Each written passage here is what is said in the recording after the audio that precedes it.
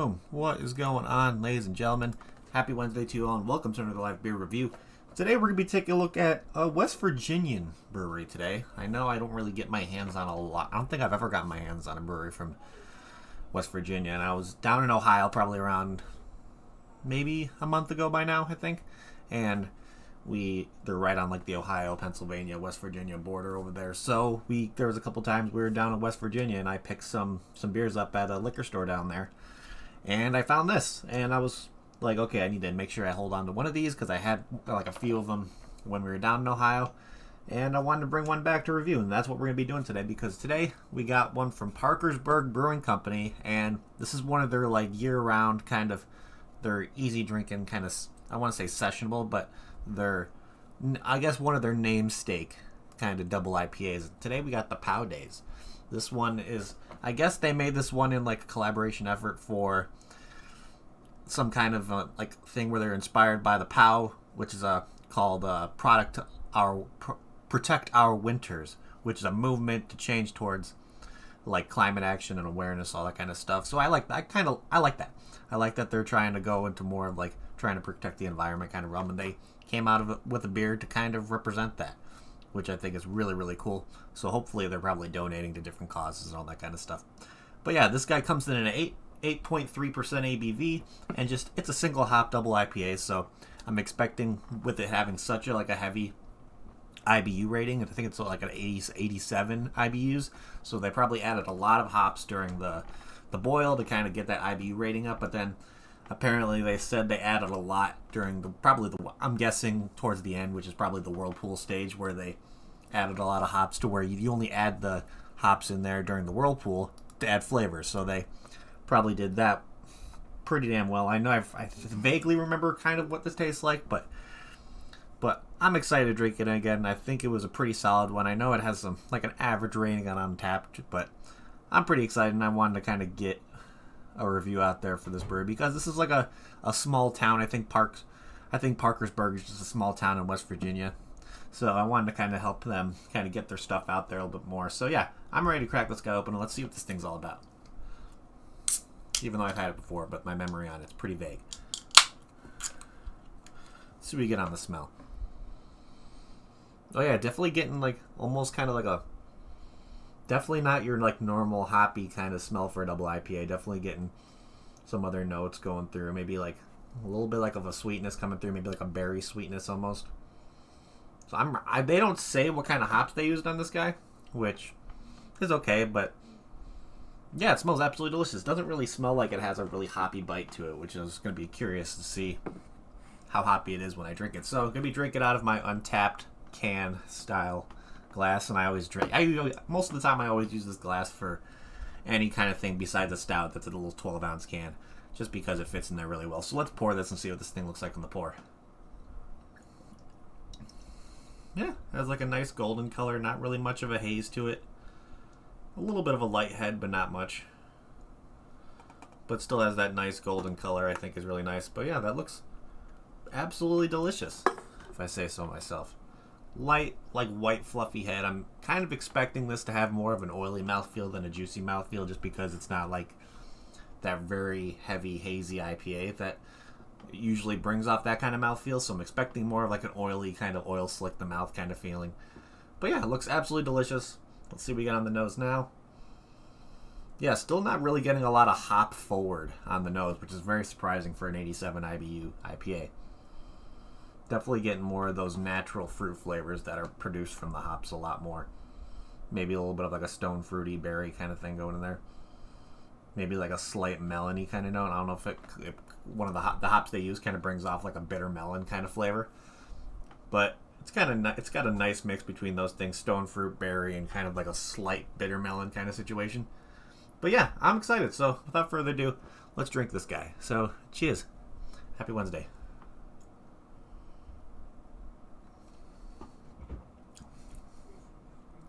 Yeah, definitely more of like definitely has that oily mouthfeel. Definitely has like that kind of dryness at the end. That's pretty common for like a nice, easy kind of single hop double IPA. Nothing really crazy on this. You're definitely getting like, it's getting slight strawberry notes, maybe like a slight like stone fruit, passion fruit kind of flavor in there, but there's a nice kind of bitter melon, almost kind of dank pininess that comes in at the end. That is, it's pretty enjoyable. It has a decent sweetness to it. Almost has like a nice bready maltiness that kind of comes through as well. But overall, yeah, it's a pretty solid one. Definitely, if it's like, it's not really anything to me that I would consider groundbreaking when it comes to a double IPA.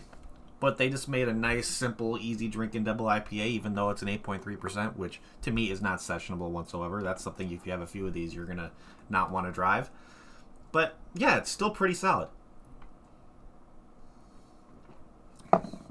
So let's look here on Untapped. Of course, if you can't get your hands on anything from Parkersburg Brewing Company, Untapped does a really cool thing to where they always show similar beers to it to possibly see something on there that you might be able to have a similar drinking experience too. So a lot of these ones were ones I've seen before. So there's 3 of them on here, of course, from Treehouse Brewing Company. I'm trying to remember, was it earlier this week or over the weekend where I did a review for something, and a lot of Treehouse Brewing Company beers, the same ones that are on here right now, were on there. So the King Julius, I'm not really going to suggest any of the Treehouse stuff because that's more of those like hazy, juicy kind of IPAs, because there's like a very hazy guava, the very hazy itself, and then the King Julius.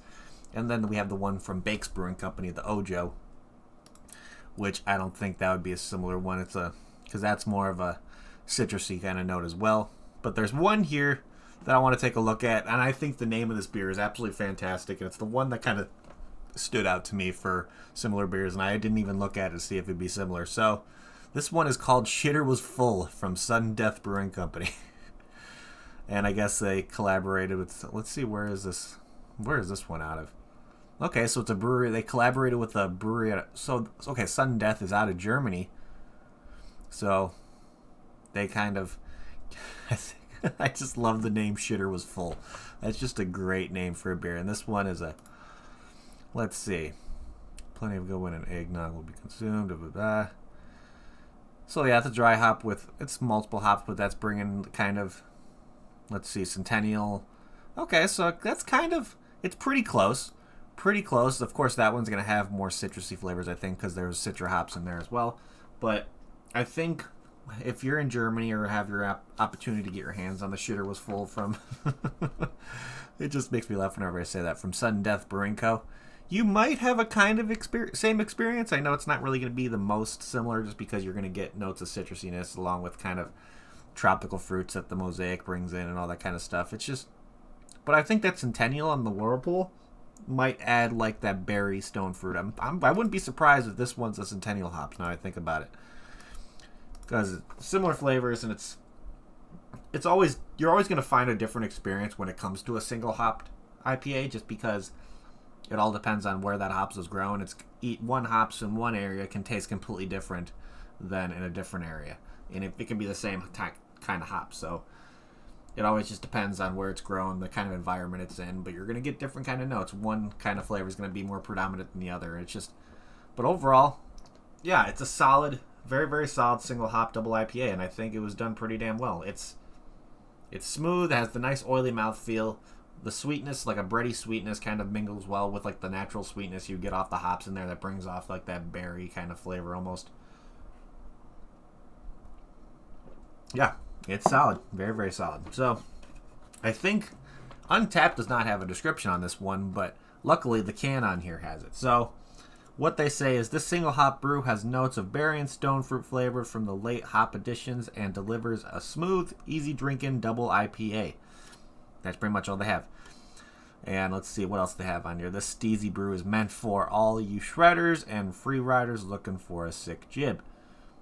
I have no idea. Probably I'm guessing there's a lot of skiing in West Virginia, so probably either skiing or snowboarding when it comes out there. So this is probably kind of like an homage to them. I wouldn't be surprised if Parkersburg Brewing Company was in like a kind of like a ski or snowboard community where it's like right off a mountain, to where they kind of do it that way. But I think that's a pretty cool message, and I like the POW Daze thing. I like how they're trying to be environmentally friendly when it comes to spreading awareness and all that kind of stuff. So I think that's pretty damn cool they did that. But let's look here on the ratings and see let me see if I had any friends that checked this one in, of course. I brought home two of these, so I gave one to my father to drink just because he has never had it before. So he checked this one in and gave it a 3.75 out of 5. But before I kind of get into what the global ratings are, let's see. Like I said, it's an 8.3% ABV, 87 IBUs, which is a nice kind of higher kind of hoppy bitterness IBU rating, which is nice. And with over 1,312 ratings, this one has an average rating of 3.65, which isn't bad. No, anything above that like 3.5 realm is most likely going to be a pretty solid beer. I think once you're getting past like the once you're getting down to like the 3.5 to the 3.25 area for an average, you're kind of going to start notice that it's either hit or miss. You're either going to like it or you're not. But with it being above that kind of realm, it's more of an enjoyable beer for a lot of people. So let's see what people said on the global ratings. So this person purchased at the North End Market, which is in Parkersburg, West Virginia. Quick thing before I move on, looking at more of these things. Supposedly, it's hard for breweries outside of West Virginia to get into the state just because West Virginia has very strict like alcohol laws and all that kind of stuff. So when most of the stuff that you're going to find in the state of West Virginia is going to be strictly grown in that state just because they have a little bit more of a leeway, I guess. So this guy purchased at the North End Market, which is in Parkersburg, and he gave it a 4.5. Let's see, this person gave it a 4, another 4. Let's see, a 3.75, 4.25, 3.5. This person gave it a 3. This person gave it a 4, saying this is a big brew, boozy, warm, hops are a bit light to offset the high ABV, but it's still a suitable double IPA, which is, I don't really get much booziness from this. I think he's kind of right on the hops are a bit light just because it's a light. I guess this is not a very pungent hop that they used in this one. So when it comes to having like those lighter flavors, yeah, I think that's going to be something. And then of course that kind of brings out the malty kind of sweetness that is predominant in this. I think is a pretty big thing in this one. This person even purchased one at Kroger, gave it a 4. Let's see. Oh, this person bought this at where I bought it. So I bought this in a place in Weirton, West Virginia called By the Barrel, which is like a craft beer kind of liquor store kind of situation. But this person gave it a 3 out of 5. Let's see, we got a 3.5. This one's funny because this person gave this a 4 out of 5, and it said he purchased it at Anytime Fitness. I think that's pretty funny. That's probably my favorite check-in of this whole thing.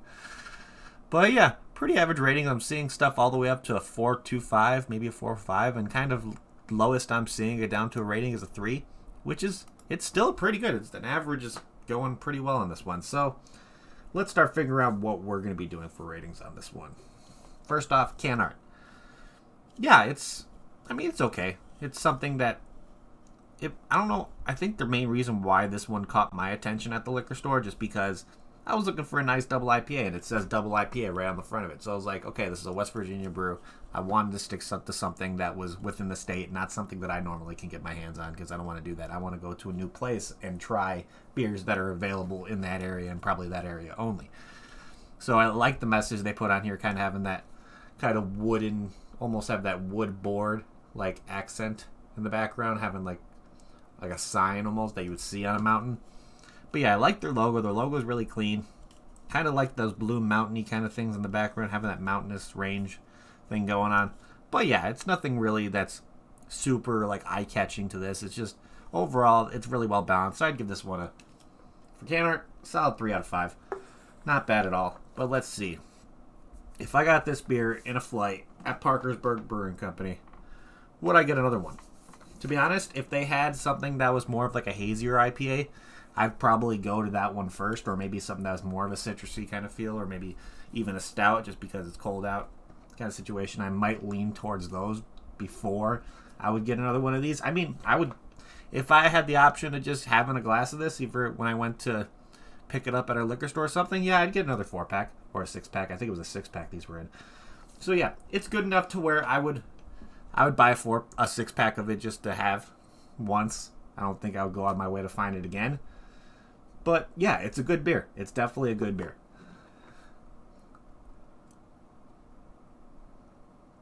So I think for my final rating, I'm going to give this one a very, very solid 7 out of 10. I mean, it's like I said, it's solid. It's solid. It's not really, like I said, groundbreaking anyway. It's just a nice nice single hop double IPA. What more can you ask for? It's something that you can just drink and just enjoy drinking. At the end of the day, if you're enjoying it, that's all that really matters at that point. So, other than that, that is pretty much it, ladies and gentlemen. So thank you everybody again for tuning in. You guys are awesome. If you haven't already, please hit that like button. It will help me out a lot. Of course, if you're looking to kind of get your hands on this POW Daze, of course, you might have to be in the Ohio, Pennsylvania, West Virginia area that you can go over the border really quick, find a liquor store that has this POW Daze and pick it up and enjoy it. I think it's most of the time it won't be a terrible experience. You may not like just the overly kind of dry bitterness that this one brings off, but if you're an IPA fan, yeah, I think this would be a solid pickup for sure. But let's see. Last but not least, if you looking for like a kind of a social media aspect of beer drinking, always going to recommend getting yourself on Untapped. You can find people like me, Wintucky, Ian, Duchess. Let's see, Sean and Lizzie the Typhons are on there. I know Kevin K is on there. Lee, not the real Gerard Butler. There's a bunch of people on Untapped. It's a great platform. It's available on Android or iPhone, or you can even use it on your desktop if you just want to run it through the browser. It's completely up to you. But yeah, that is pretty much it, ladies and gentlemen. So I think, let's see. Yeah, we are good. So thank you again, everybody, for hanging out. You guys are awesome. Wouldn't be doing this if it wasn't for you guys. But I still love doing this whenever I can. So I'm going to end it like I always end it. If you're going to drink responsibly. Don't drink and drive. And I'll see you all next time, people. Cheers.